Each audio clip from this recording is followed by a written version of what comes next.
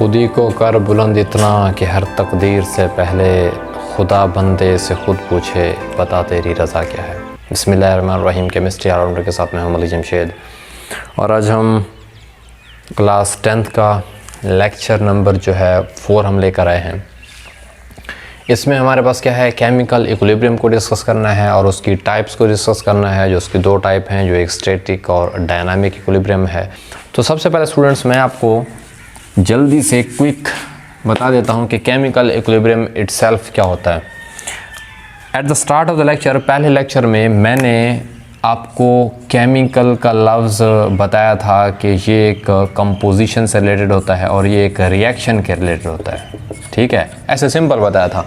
फिर इक्विलिब्रियम का मैंने ये बताया था कि ये हमारे पास एक बैलेंस होता है, वो भी कौन सा, बैलेंस बिटवीन 2 अपोजिट फोर्सेस। क्योंकि इक्विलिब्रियम के लिए सबसे अहम शर्त ये होती है कि एक तो बैलेंस तो ऑफ कोर्स होगा, लेकिन उसके लिए 2 फोर्सेस होनी चाहिए, सेम नहीं होनी चाहिए। वो दोनों फोर्सेस हों और वो हों भी कौन सी, आपके पास किस फॉर्म में होनी चाहिए, अपोज फॉर्म में होनी चाहिए। दूसरे लफ्ज़ों में एक दूसरे के मुखालिफ होनी चाहिए, अपोजिट फोर्सेस होनी चाहिए।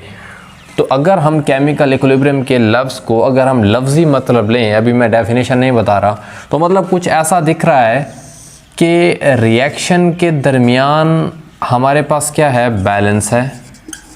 ठीक है, रिएक्शन के दरमियान एक तरह का बैलेंस है और वो बैलेंस कैसा है, 2 फोर्सेस हैं जो कि कौन सी है, 2 अपोजिट फोर्सेस के दरमियान है। देखिए, आपको लफ्ज़ ही सारा कुछ बता रहा है कि केमिकल इक्विलिब्रियम क्या है।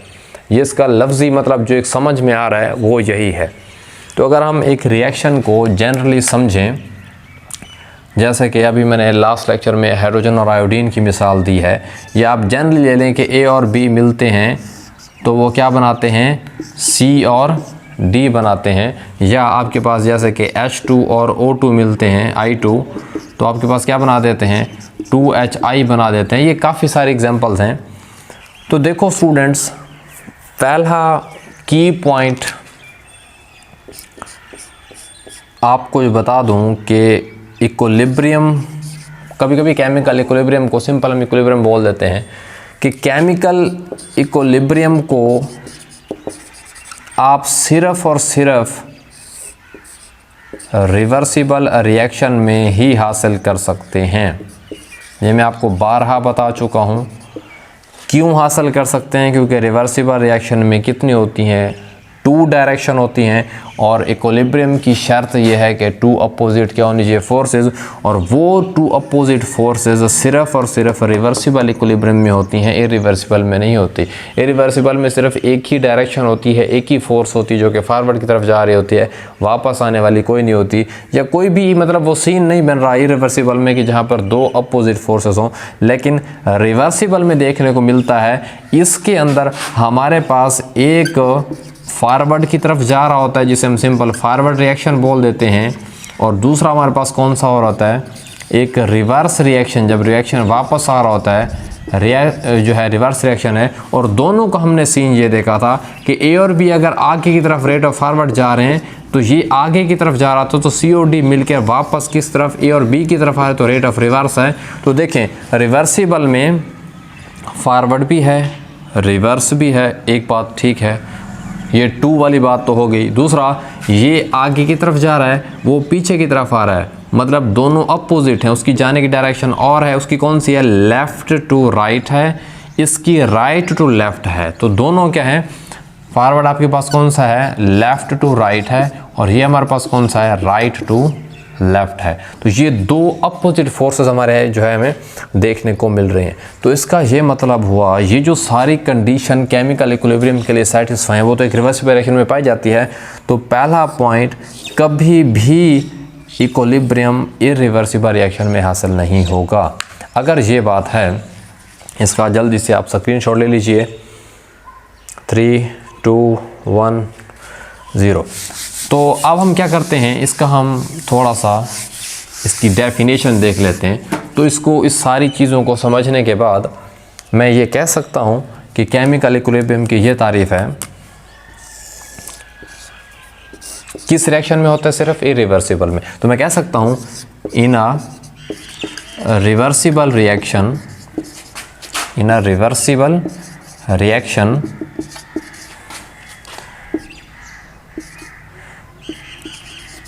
rate of forward reaction and rate of reverse reaction are equal, वो बराबर हैं, but opposite in direction।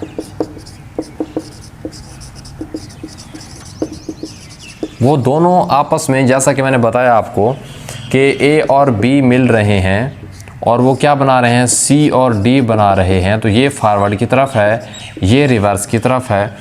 तो इसका मतलब ये हुआ, लाजमी नहीं है कि हर पॉइंट इक्विलिब्रियम वाला होता है। एक ख़ास पॉइंट जो इक्विलिब्रियम का है वो ये है कि जब दोनों का रेट इक्वल होना चाहिए, क्योंकि बाज़ औक़ात हमारे पास रिएक्शन ऐसा चल रहा होता है जब आपके पास रेट ऑफ फॉरवर्ड ज़्यादा होता है, रेट ऑफ रिवर्स कम होता है, तो याद रखना उस वक्त इक्विलिब्रियम उसको हम नहीं बोल सकते। इक्विलिब्रियम के लिए सबसे अहम शर्त कौन सी है कि रेट ऑफ फॉरवर्ड और रिवर्स दोनों के दोनों इक्वल होने चाहिए। अगर ए और बी के 10 मालिक्यूल मतलब बना रहे हैं, ए और बी मिलते हैं 10 मालिक्यूल प्रोडक्ट के बना रहे हैं, तो सी और डी के अगर मान लीजिए वो मिलते हैं और 2 उस वक्त बना रहे हैं, तो याद रखना उससे हम इक्विलिब्रियम नहीं बोलेंगे। इक्विलिब्रियम का सिर्फ और सिर्फ क्या है, ये भी शर्त ज़रूरी है कि फॉरवर्ड हो रिवर्स हो, 2 अपोजिट फोर्सेस है, ठीक है हमने मान लिया, लेकिन उसके साथ साथ हमारे पास क्या है, जब भी ए और बी मिलते हैं, जितने वो मालिक्यूल अब मिलने से आगे बना रहे हैं, फॉर एग्जांपल 10 बना रहे हैं, तो सी और डी को भी चाहिए कि वो मिलने के बाद कितने बनाए, 10 बनाए।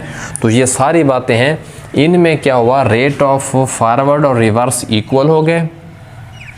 अगर इक्वल होंगे तो मतलब एक ही स्पीड के ऊपर चल रहे होंगे, तो ये शर्त लाजमी है। ये यहाँ पर कभी भी इक्विलिब्रियम नहीं बनेगा। मतलब आप कहें कि रेट ऑफ फॉरवर्ड ज़्यादा है, रेट ऑफ रिवर्स कम है, या रेट ऑफ रिवर्स ज़्यादा है, रेट ऑफ फॉरवर्ड कम है, तो याद रखना स्टूडेंट्स, अगर ऐसी सिचुएशन आई तो इक्विलिब्रियम का कोई सीन नहीं बनेगा। तो पता ये चला, अगर मैं इस पूरी लाइन को सिंपल यहाँ पर यह बताऊँ तो रेट ऑफ फॉरवर्ड रिएक्शन किसके बराबर होना चाहिए, रेट ऑफ रिवर्स रिएक्शन के। तो वो वाला पॉइंट हमारे पास क्या कहलाता है, आपके पास केमिकल इक्विलिब्रियम कहलाता है। अब आपको जनरल एग्जांपल मैंने लास्ट वीडियोस में भी दी थी, लेकिन जल्दी से बता देता हूँ कि केमिकल इक्विलिब्रियम को हम कैसे जो है हासिल कर सकते हैं या उसके बारे में बता सकते हैं। अब इसकी टाइप्स को भी हम डिस्कस करते हैं जल्दी से, लेकिन अभी हम इसको जनरल देख लेते हैं। जैसा कि H2 और I2 है, ये मिल के क्या बना रहे हैं, 2HI बना रहे हैं, ठीक है, हाइड्रोजन आयोडाइड। फ़र्ज कीजिए, फ़र्ज ये 100 थे, ये कितने थे, 0। ये आपके पास 80 हो गए तो ये 20, ये 60 हो गए तो ये कितने हो गए, 40 हो गए। ये आपके पास अगर 20 हो गए तो ये आपके पास कितने, 80। लेकिन ये वाला सीन आपके पास स्टूडेंट्स नहीं होने वाला। उसकी वजह पता है क्या है स्टूडेंट्स, फर्ज कीजिए, अच्छा स्टूडेंट्स हम देखते हैं, अच्छा इसमें अगर मान लीजिए फ़र्ज़ कीजिए कि आपके पास ये 100 है और ये कितना है, 0 थे, क्योंकि रिएक्शन जब शुरू नहीं हुआ तो ये कुछ भी नहीं बने। ये कितने हो गए, 80 हो गए, तो ये कितने हो गए, 20 हो गए। अच्छा जब ये सारा सीन चल रहा है, ये जो अभी 20 बने हैं ये यहाँ नहीं रहेंगे, ये कोशिश करना शुरू कर देंगे कि फिर हम आपस में मिलें और हम क्या करें, वापस यही वाले बनाना शुरू कर दें। लेकिन इस तरफ इसकी आने की जो स्पीड होती है वो बहुत ही क्या होती है, लो होती है।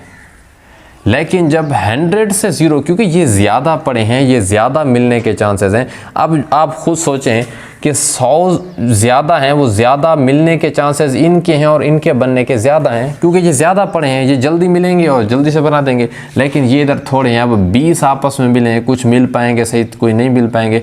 इसी वजह से ये थोड़े हैं, इनकी स्पीड भी थोड़ी होगी। हमारे पास क्या बनेगा, प्रोडक्ट भी क्या बनेगा, जो रिएक्टेंट है तो वापस वो थोड़े बनेंगे। तो शुरू में जब ये जहाँ कंसंट्रेशन ज़्यादा होगी वहाँ स्पीड उस तरफ ज़्यादा होगी। जो ये कम होते जाएंगे, इनकी स्पीड कम होती जाएगी, वो बढ़ते जाएंगे तो उनकी स्पीड बढ़ती चली जाएगी।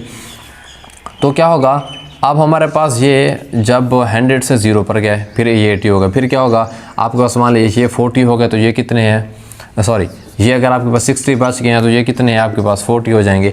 एक ऐसा पॉइंट है, अब इनकी जो स्पीड यहाँ वापस आने की थी, अब 40 के ऊपर स्पीड वापस आने की ज़्यादा है। क्यों? क्योंकि इनकी कंसंट्रेशन अब क्या हो चुकी है, बढ़ चुकी है।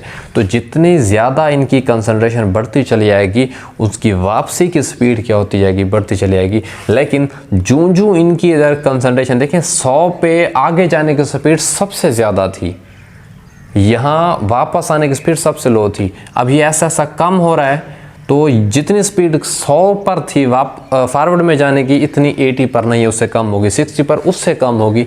तो ये आहिस्ता आहिस्ता इसकी स्पीड फॉरवर्ड की कम होती जाएगी और आहिस्ता आहिस्ता कंसंट्रेशन इसकी मिकदार बढ़ रही है, तो इसकी स्पीड इस तरफ क्या होगी, बढ़ना शुरू हो जाएगी। एक ऐसा पॉइंट आएगा कि बात 50-50 के ऊपर आ जाएगी। 50-50 के ऊपर वही सीन हासिल हो जाएगा, कौन सा, रेट ऑफ फॉरवर्ड रिएक्शन और रेट ऑफ रिवर्स रिएक्शन। जितनी आगे जाने की स्पीड है उतनी वापस आने की स्पीड है।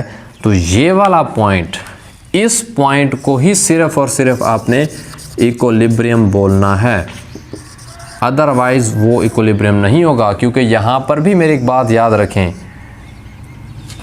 इस जैसा कि मान लीजिए इस पॉइंट को मैं ले लेता हूँ, इस पॉइंट के ऊपर आपके पास रेट ऑफ फॉरवर्ड रिएक्शन ज़्यादा था, रेट ऑफ रिवर्स रिएक्शन कम था। लेकिन मैंने ये नहीं कहा कि रेट ऑफ रिवर्स रिएक्शन बिल्कुल ही नहीं होगा। स्टूडेंट्स याद रखिए, रेट ऑफ फॉरवर्ड रिएक्शन भी यहाँ चल रहा है, रेट ऑफ रिवर्स रिएक्शन भी चल रहा है, लेकिन फॉरवर्ड जाने की स्पीड ज़्यादा है, रिवर्स आने की स्पीड कम है। इसका मतलब ये हुआ दो अपोजिट फोर्सेस तो यहाँ पर भी चल रही हैं। क्या मैं इसे इक्विलिब्रियम बोल दूँ? नहीं, इक्विलिब्रियम के साथ साथ एक और शर्त भी बताई थी।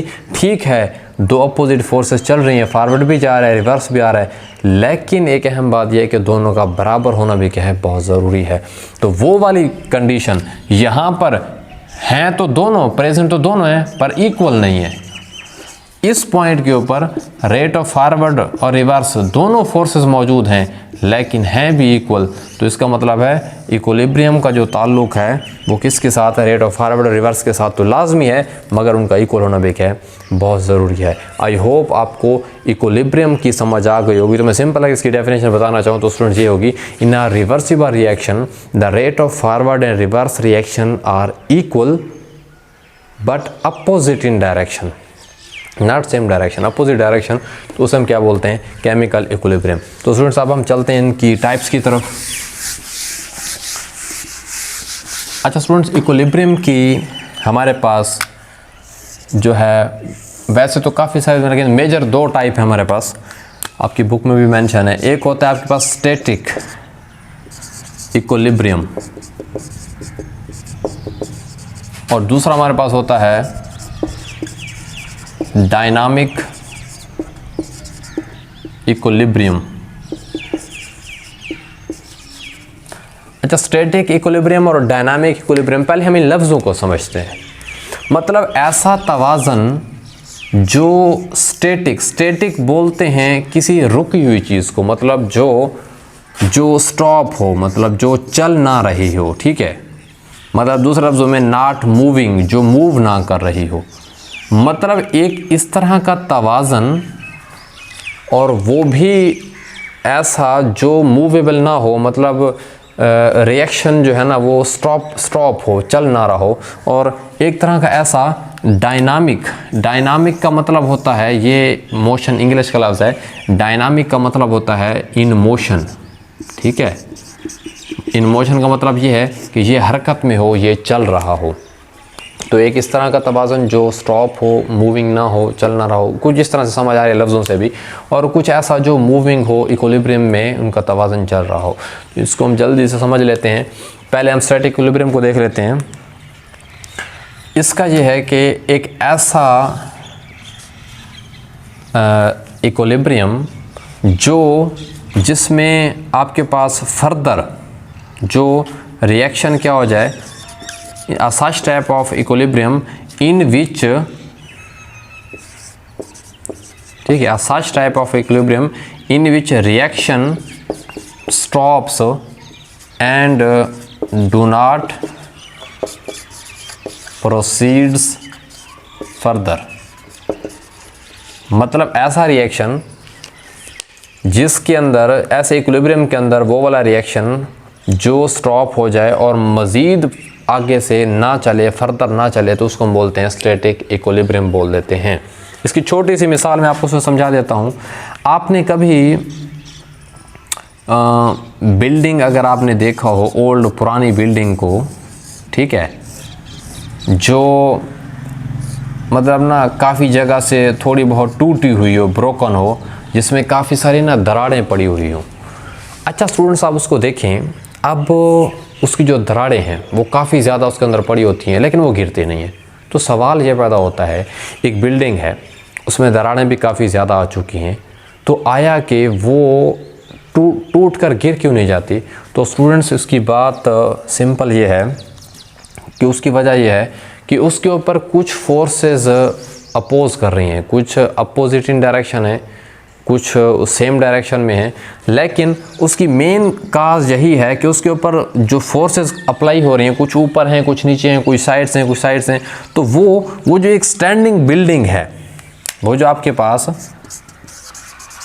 एक स्टैंडिंग बिल्डिंग है, हालांकि वो उसमें काफ़ी सारी दरारें आ चुकी हैं, टूट चुकी हैं, लेकिन वो गिरती नहीं है, फिर भी वो क्या रहती है, कायम रहती है। तो इस तरह की एग्जाम्पल, वो जो एक तवाज़न है, उसकी दरारें पड़ने के बावजूद, टूटने के बावजूद, फिर भी वो गिरती नहीं है, मौजूद है। इसका मतलब है कुछ तो है ना उसके अंदर, कि उसकी फोर्सेस कुछ इस तरीके से जो है ना, उसके जो ऊपर पड़ रही हैं, कुछ ऊपर हैं, कुछ नीचे हैं, कुछ ग्रेविटी है, सारा कुछ है, जिसकी वजह से वो गिरती नहीं है, मुनहदिम होने की बजाय वो बल्कि क्या है, कायम रहती है। तो इसका यह मतलब है, ये इस तरह का उसके अंदर कोई तवाज़न है कि फोर्सेस कुछ अपोजिट लग रही हैं, जिसकी वजह से वो गिरती नहीं है। इसको हम बोलते हैं स्टैटिक इक्विलिब्रियम। अगर आपको इसकी मज़ीद भी समझने एक और एग्जांपल देता हूँ। आपके पास अगर टेबल है, एक स्टूडेंट्स, क्या मौजूद है, टेबल, और टेबल के ऊपर अगर आपके पास ये अगर बुक पड़ी हुई है, अब बुक नीचे की तरफ उसे क्या कर रही है, फोर्स लगा रही है, तो वही टेबल क्या करती है, उस बुक के ऊपर की तरफ फोर्स लगा रही है। तो इसी वजह से उस टेबल के ऊपर बुक जो है आपको पड़ी हुई मालूम होती है, वो मूव नहीं कर रही। तो इसके दरमियान भी, एक बुक और टेबल के दरमियान भी कौन सा है, हमारे पास स्टैटिक इक्विलिब्रियम है। इसका मतलब ये हुआ, जितनी फोर्सेस ऊपर टेबल उस बुक के ऊपर लगा रही है, उतनी ही बुक उस टेबल के ऊपर नीचे की तरफ लगा रही है, जिसकी वजह से दो इक्विलिब्रियम की कौन सी शर्त होती है, two forces but opposite direction. दो फोर्सेस ऊपर हैं, दो नीचे हैं, मतलब एक फोर्स ऊपर लग रही है उसकी, एक नीचे लग रही है। तो ये जो दो फोर्सेस पर अपोजिट डायरेक्शन है और ये स्टैटिक है, इसमें कोई रिएक्शन नहीं हो रहा, ये मतलब पड़ा हुआ है, तो इस तरह के इक्विलिब्रियम को हम बोलते हैं स्टैटिक इक्विलिब्रियम।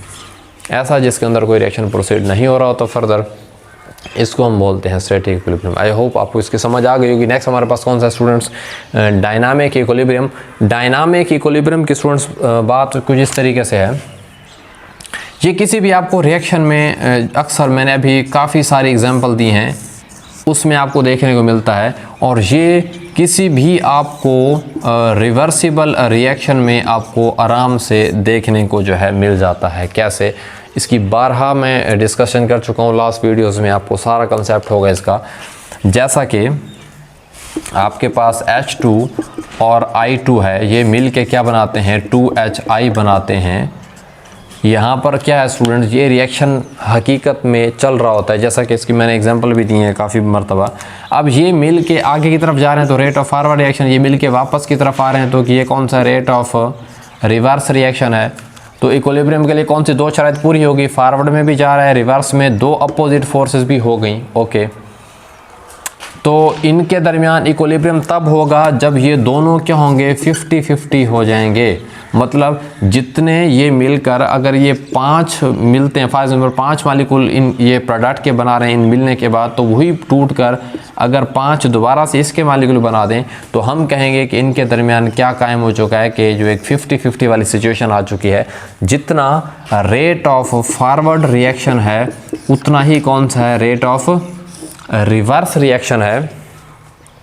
तो हम इसको क्या बोलते हैं, ये हमारे पास क्या है, एक डायनामिक इक्विलिब्रियम क्या है, a such type of reaction in which rate of forward reaction and rate of reverse reaction जो हमारे पास क्या होते हैं वो इक्वल बट अपोजिट डायरेक्शन होते हैं। और इनमें रिएक्शन बज़ाहिर ऐसे लगता है कि ये रुक चुका है क्योंकि एक इक्वल स्पीड के ऊपर चल रहा होता है, लेकिन हकीकत में ये रिएक्शन रुका हुआ नहीं होता, ये रिएक्शन कंटिन्यू होता है, फॉरवर्ड में भी जा रहा है, रिवर्स में।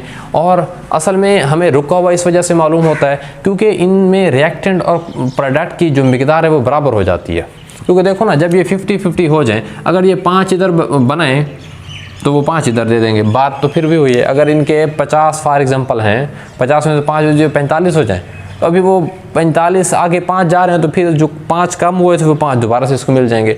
तो जितने ये रहते हैं रिएक्टेंट, उतने ही क्या रहते हैं, आपके पास प्रोडक्ट रहते हैं। तो इसी वजह से हमारे पास rate of forward and reverse equal but opposite direction, और इसको हम बोलते हैं students dynamic equilibrium. I hope आपको जो है इसकी जो है डायनामिक इक्विलिब्रियम की बहुत अच्छे से क्या समझ आ चुकी होगी। और ये मुख्तलिफ़ किस्म के जितने भी रिएक्शंस हैं उनके दरमियान आपको ये देखने को मिलता है। तो सबसे अहम बात है, इसके अंदर आपको रिएक्शन स्टॉप जो है नहीं मिलता, लेकिन मालूम ऐसे होता रुक चुका है, लेकिन वो रुका हुआ नहीं होता क्योंकि उसमें रिएक्टेंट और प्रोडक्ट की मिकदार बराबर हो जाती है। क्यों हो जाती है? क्योंकि जितना आगे जा रहे हैं उतना वापस आ रहा है। तो ये आपके पास है स्टूडेंट डायनामिक इक्विलिब्रियम, जो कि काफ़ी सारे रिएक्शन है। जैसे कैल्शियम कार्बोनेट है, अगर आप इसको तोड़ दें CaCO3, इसको आप हीट कर दो, तो ये आपके पास क्या हो जाता है, CaO + CO2। तो ये भी आपके पास कौन सा है, डायनामिक इक्विलिब्रियम की मिसाल है। तो जो भी रिवर्सिबल रिएक्शन है उनमें डायनामिक इक्विलिब्रियम बनेगा ही बनेगा। ठीक है, तो आई होप आपको इसकी समझ आ चुकी होगी। तो स्टूडेंट्स, इंशाल्लाह हम नेक्स्ट लेक्चर में, आज हमने ये देखा कि केमिकल इक्विलिब्रियम क्या होता है, उसकी टाइप्स कौन सी होती हैं। उसमें हमने स्टैटिक और डायनामिक इक्विलिब्रियम दोनों को पढ़ा था और उसको हमने अच्छे से समझा। और इंशाल्लाह नेक्स्ट वीडियो में हम मैक्रोस्कोपिक प्रॉपर्टीज़ को पढ़ेंगे जो कि इक्विलिब्रियम की होती हैं, ये कौन सी अहम प्रॉपर्टीज़ हैं। सो अपना ढेर सारा ख्याल रखिएगा, मिलते हैं इंशाल्लाह नेक्स्ट वीडियो में, और हम केमिकल इक्विलिब्रियम को उसमें जो है अच्छे से पढ़ेंगे। थैंक यू, अल्लाह हाफ़िज़।